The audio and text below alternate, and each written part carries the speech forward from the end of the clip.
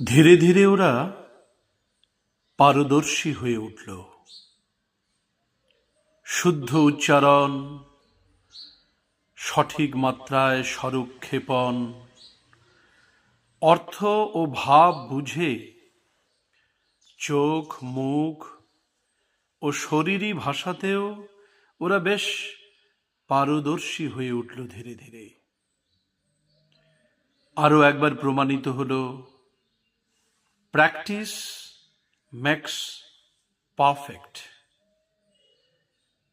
তৃষা দাস, মধুমিতা বোস, প্রাচী তৎমা, অঙ্কিতা বর্মন, অনু দাস, নুরি পারভিন, সুহানা পারভিন, দিলকাশ খাতুন, সুরজ সাহা, আরমান আহমেদ, এই নামগুলি এখন সবার মুখে মুখে। এরা সবাই মর্নিং অ্যাসেম্বলিতে স্পিচ দেয়।